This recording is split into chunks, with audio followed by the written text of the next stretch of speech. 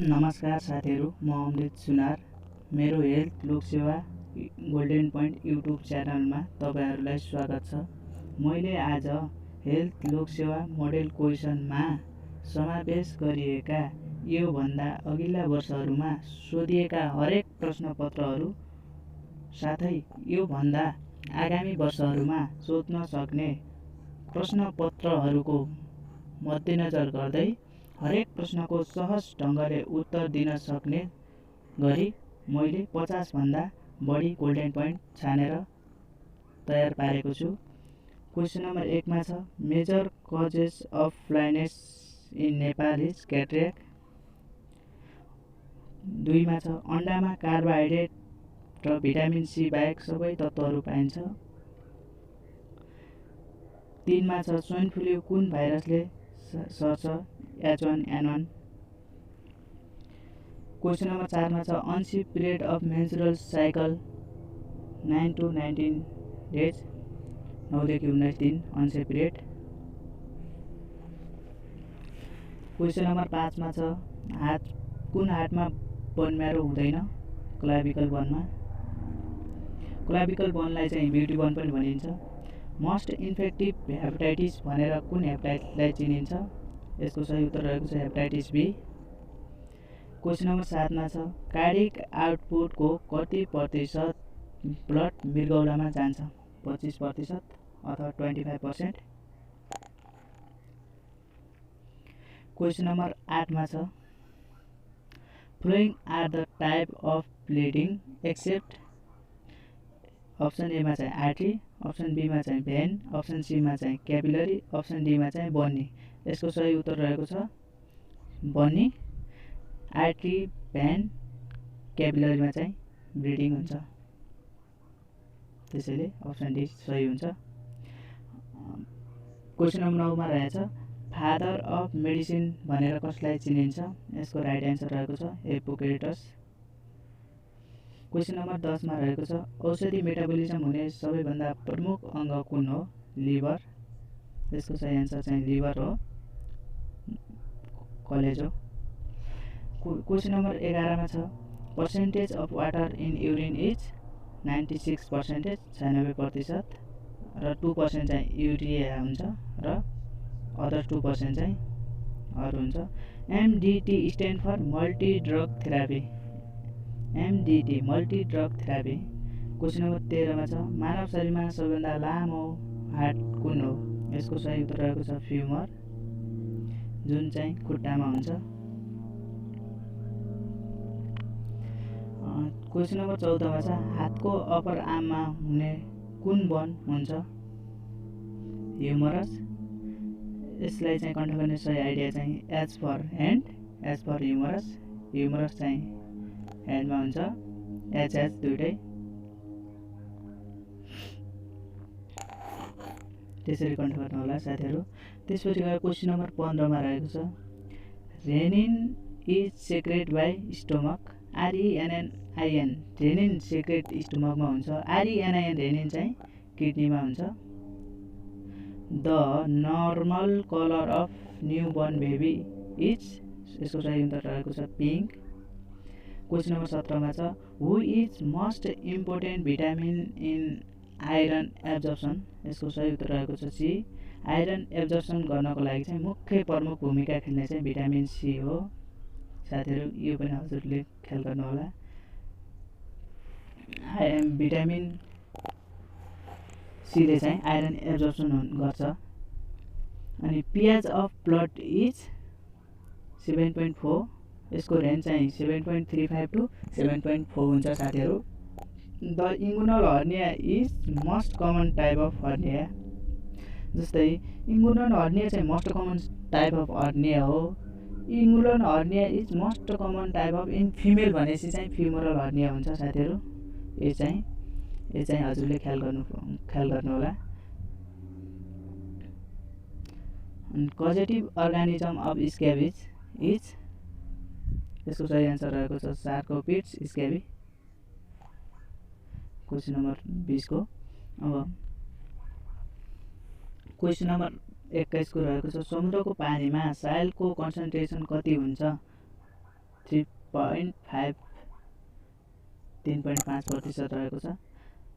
त्यसपछि गएर 22मा छ question number 22 the combination of cotrimoxazole 10मा ट्राइमेथोप्रिम र sulfamethoxazole in the ratio of 1:5 trimethoprim र सल्फामेथोजोलको चाहिँ 1:5 हुन्छ। अनि 23मा रहेको छ 3 डेज डिजिज अफ रुबेला, ए चाहिँ छुटेछ साथीहरू। 3 डेज अफ डिजिज भनेर चाहिँ रुबेलालाई चिनिन्छ, ए छुटेछ। क्वेसन नम्बर 24मा छ the waste water with human etcetera is called sewage. Question number 25 chloroquine use in malaria, malaria चाहिँ क्लोरोक्विनमा प्रयोग गरिन्छ साथीहरू। मलेरियामा चाहिँ क्लोरोक्विन प्रयोग गरिन्छ, चोइस अफ ड्रग पनि हो। क्वेसन नम्बर 26मा ओभम र स्पर्माटोजोआ आपसमा निषेचन भएपछि बन्ने संयुक्त कोषलाई के भनिन्छ? यसको सही आन्सर रहेको छ साथीहरू जाइगोट। क्वेसन नम्बर 27मा रहेको छ राष्ट्रिय स्वास्थ्य नीति 2048 मा कतिवटा कम्पोनेन्टहरू थिए? यसको सही आन्सर 14 वटा। क्वेसन नम्बर 28 मा PIE indicates planning, implementation and evaluation. PIE, P for planning, I for implementation and E for evaluation. Question number 29 sand फ्लाइको टोकाइबाट हुने रोग कुन हो? कालाजरा। स्यान्ड फ्लाइबाट चाहिँ कालाजार सर्छ। त्यसपछि गएर क्वेसन नम्बर 30 मा नेपालमा HIV एड्स पहिलोचोटि कति सालमा देखिएको थियो? 1988 पहिलो पटक। त्यस्तै अब क्वेसन नम्बर 31 मा छ एचटीसी को पूरा रूप के हो? HIV testing and counselling. HTC, H for HIV, T for testing and C for counselling. त्यस्तै गरी 32 नम्बरमा आयो क्वेसन नम्बर 32 नेपालमा क्षयरोगका बिरामीमा तलका मध्ये सबैभन्दा बढी कुन रोग देखिएको छ? नेपालमा क्षयरोगका बिरामीमा तलका मध्ये सबैभन्दा बढी कुन रोग देखिएको छ भनेपछि एचआइभीमा चाहिँ टिबी बढी देखिएको छ। एचआइभी इन्फेक्सन टिबी लागेका व्यक्तिमा बढी देखिन्छ। क्वेसन नम्बर 33 मा छ नेपालमा खोप कार्यक्रम 75 जिल्लामा कहिलेदेखि सुरु भएको थियो? 1988 मा हो, यो चाहिँ सही आन्सर 1988।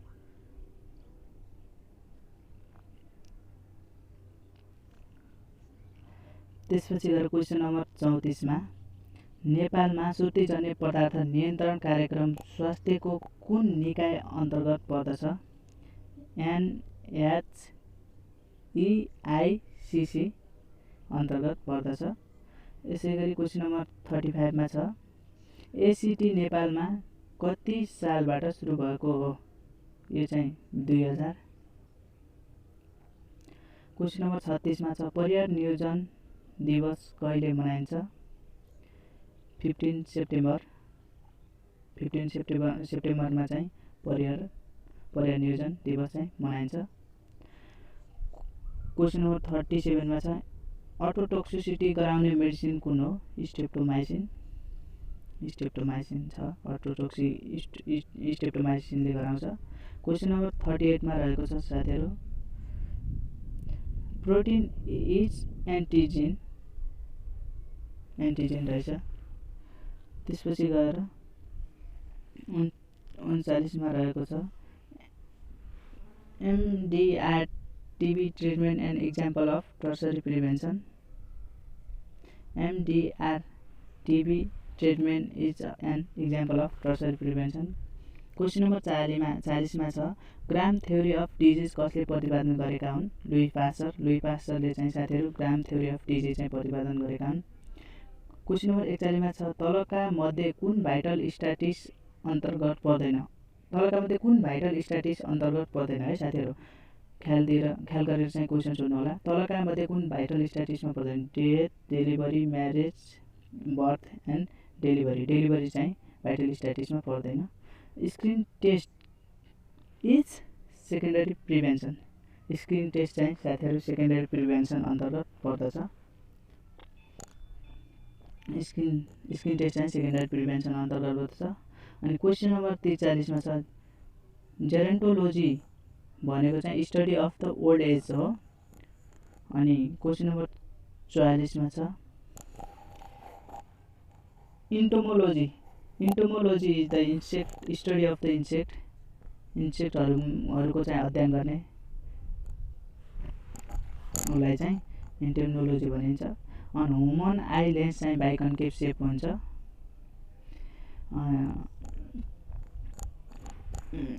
46 नम्बरमा छ रेटिनामा 10वटा लेयर र कर्नियामा चाहिँ 5वटा लेयर हुन्छन्। त्यसै गरी 47 नम्बरमा छ प्रोटिन डाइजेसन अफ स्टोमकमा चाहिँ प्रोटिन डाइजेसन हुन्छ। अनि त्यसै गरी 48 मा छ duct of Bellini found in kidney duct of Bellini found in किडनीमा चाहिँ बेलिनी पाउँछ।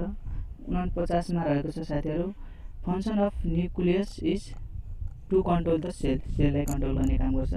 क्वेसन नम्बर 50 मा रहेको छ placenta is also known as the fetal lungs and kidney. प्लेसेन्टालाई चाहिँ फिटल्सको फोक्सो र किडनी पनि भनिन्छ। क्वेसन नम्बर 51 मा छ vestigial organ of our body चाहिँ vermiform appendix, third molar, ear pinna, body hair र टेल भर्टिब्रेटा कोकी पनि भनिन्छ। यिनीहरू चाहिँ भेस्टिजियल अर्गान आवर बडी हो। त्यसपछि गएर क्वेसन नम्बर 52 मा चाहिँ filter of the body is किडनीले चाहिँ फिल्टर अफ द बडी पनि भनिन्छ। क्वेसन नम्बर 53 मा छ highest regenerative power of our body चाहिँ लिभर हो। त्यसपछि आएर क्वेसन नम्बर 54 छ outer covering of the kidney renal fascia. Outer covering of the kidney चाहिँ रेनल फेसिया हो। क्वेसन नम्बर चाहिँ 55 छ outer covering of the spinal cord white matter चाहिँ outer covering of the spinal cord हो। त्यसपछि गएर question number 56 मा रहेको छ एरियोला केसँग सम्बन्धित छ ब्रेस्टसँग छ। त्यसपछि आएर क्वेसन नम्बर 57 छ बोन बन्ने प्रक्रियालाई चाहिँ के भनिन्छ भन्दा चाहिँ यसको सही आन्सर छ ओसिफिकेसन। सामान्यतया गर्भावस्थामा कति तौल वृद्धि हुन्छ? क्वेसन नम्बर 58 छ 10 देखि 12 केजी। त्यसपछि 59 नम्बरमा छ 1 ग्राम होमोग्लोबिनले कति अक्सिजन बोक्छ? 1.34 ml। 1 ग्राम एचबीले चाहिँ 1.34 ml अक्सिजन बोक्छ। त्यसपछि गएर क्वेसन नम्बर 60 मा छ the minimum number of ANC visit antenatal care चाहिँ 4 चोटि हो 4 चोटि चाहिँ एन्टिनेटल केयर भिजिट गर्नुपर्छ। त्यसपछि गएर क्वेसन नम्बर 61 छ रिभर अफ द लाइफ भनेर ब्लडलाई चिनिन्छ। त्यसपछि गएर 62 नम्बरमा छ मानव शरीरमा चाहिँ 206 वटा हाडहरू हुन्छन्। त्यसै गरी क्वेसन नम्बर 63 मा रहेको छ मानव शरीरमा जम्मा 639 वटा मांसपेशीहरू रहेका हुन्छन्। त्यसपछि गएर त्यसै गरी छ 64 मा चाहिँ स्टोमकमा भएको खानाको रूपलाई चाहिँ चाइम भनिन्छ। मुखमा भएको चाहिँ बोलस हो, स्टोमकमा चाहिँ चाइम हो। इन्टेस्टाइनमा भएको खानाको रूपलाई चाहिँ चाइल भनिन्छ। Question number 65। क्वेसन नम्बर 66 मा बीसीजी भ्याक्सिन आइडी दिइन्छ, इन्ट्राडर्मल दिइन्छ। त्यसपछि गएर बीसीजी भ्याक्सिन क्षयरोग विरुद्ध दिइन्छ। त्यसपछि साथीहरू यी सबै कुराहरू इम्पोर्टेन्ट छन्। साथीहरू हजुरहरूले यी सबै कुराहरूलाई चाहिँ आफ्नो दिमागमा राखिराख्नु होला। यो चाहिँ गोल्डन पोइन्ट अफ हेल्थ लोकसेवाका लागि चाहिँ अति महत्त्वपूर्ण टिप्सहरू हुन्। साथीहरू हजुरहरूको माया ममता हौसला पाए भने मैले आगामी दिनहरूमा यस्तै धेरै गोल्डन पोइन्टहरू लिएर आउने नै छु र मेरो यो हेल्थ लोकसेवा गोल्डन पोइन्ट च्यानललाई लाइक सब्सक्राइब एन्ड कमेन्ट पनि गरिदिनु होला साथीहरू। र मेरो भिडियो सुरुदेखि अन्त्यसम्म हेरिदिएकोमा हजुरहरूलाई हृदयदेखि धन्यवाद टक्र्याउन चाहन्छु। हस्, नमस्कार।